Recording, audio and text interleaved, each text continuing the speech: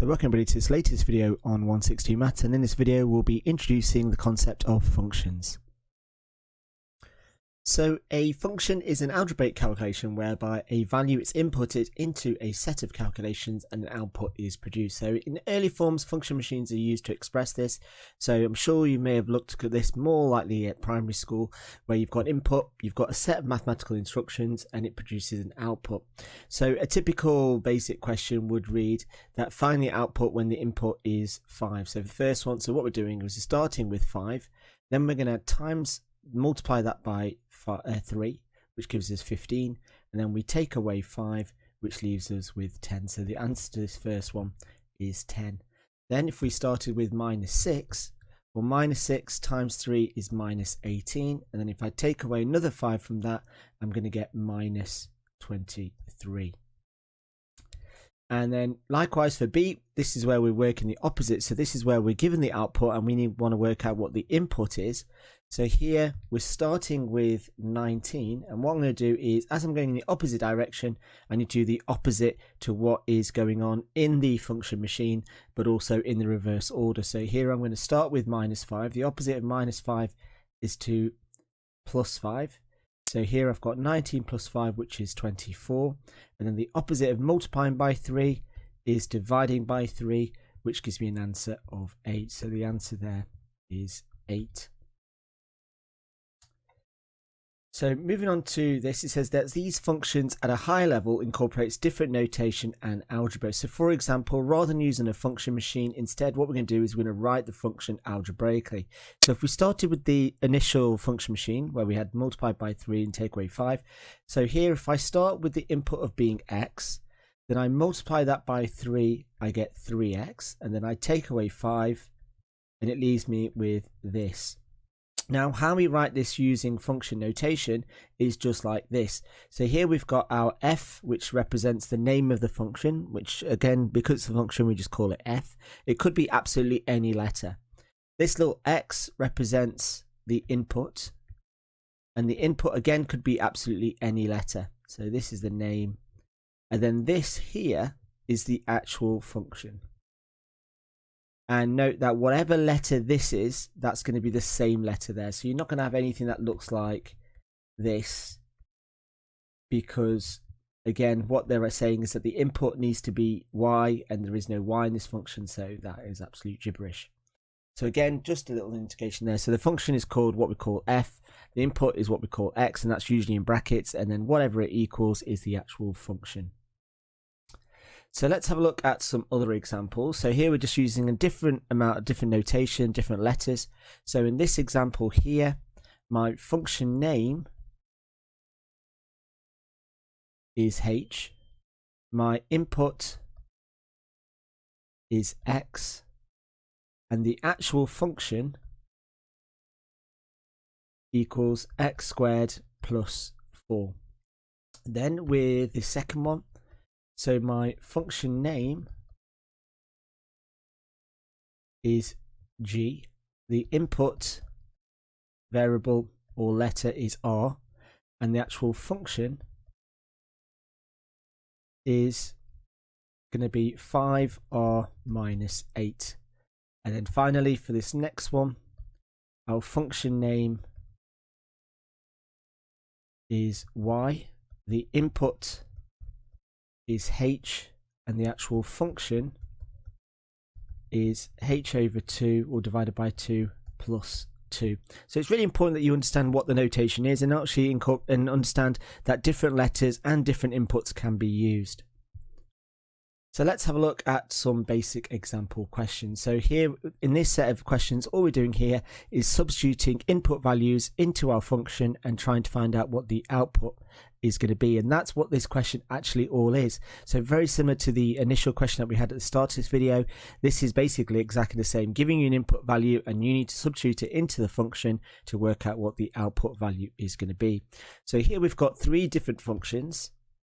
So we've got a g function, an f function, and a h function, and each of these functions all use x's, which again is not really important in this particular case.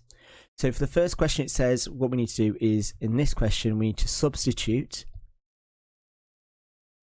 x equals 3 into g of x. So all we're going to do is we're going to substitute 3 into this first function. So what that equals, it's going to be wherever I see an x, I'm going to swap it with the number 3.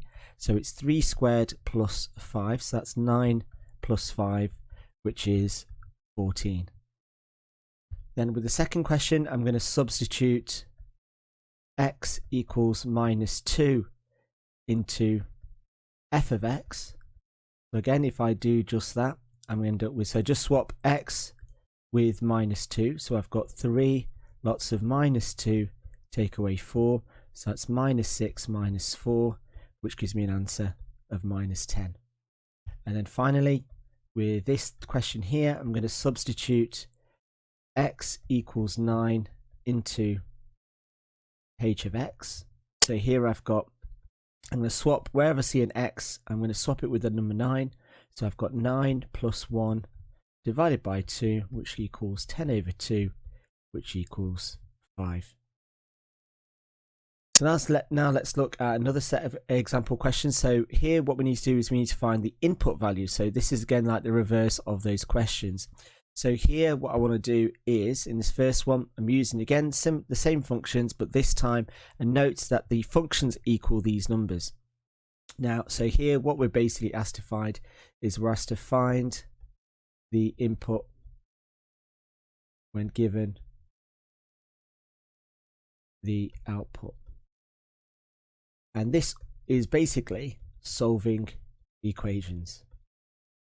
It's just about picking the right equation, picking the right value. So looking at the first one, so let me just put that line through there. So here I'm making g of x equal to 30. So what I've got is I've got x squared plus 5 equals 30. So then I just got to solve it. So x squared equals 25. And so x equals the square root of 25. So x equals plus or minus 5. Then looking at the next question, f of x equals 46. So I make this function equal to 46. So I've got 3x minus 4 equals 46. 3x equals, and it's going to be 50. And then x equals 50 over 3. I'm going to leave that as a fraction. I could write as a mixed number, but I'm just going to leave it as it is.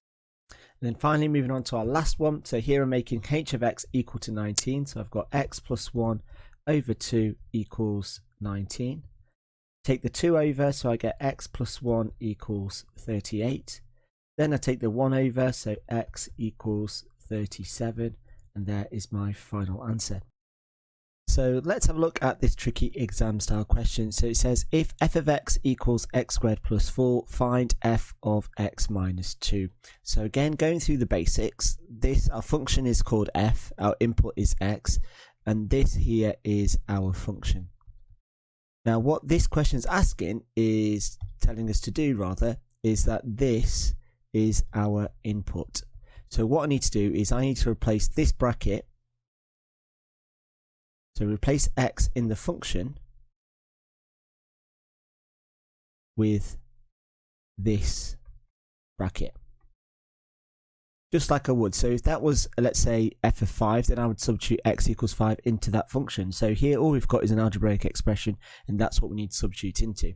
So looking at this, I've got f of x equals x squared plus 4, and I want to work out what f of x minus 2 is going to be. So all I'm going to do is I'm going to swap this x with this bracket here. So what I've got is I've got x minus 2 squared plus 4.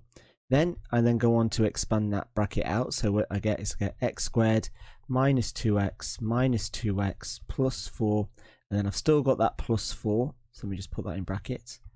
And then I've got x squared minus 4x plus 4 plus 4. And then if I then just simplify all of that, I get x squared minus 4x plus 8, and there is my final answer. So whatever, it could be anything. So it doesn't automatically have to be a number. It can be an algebraic expression, and you tend to find more of the higher grade questions tend to involve just that. But it's just a case of doing exactly what you would do and thinking to yourself, well, if that was a number, what would I do? Well, then just do the same if it's an algebraic expression. Now we'll put some practice questions and the answers in the description below for you to practice everything that's covered in this video.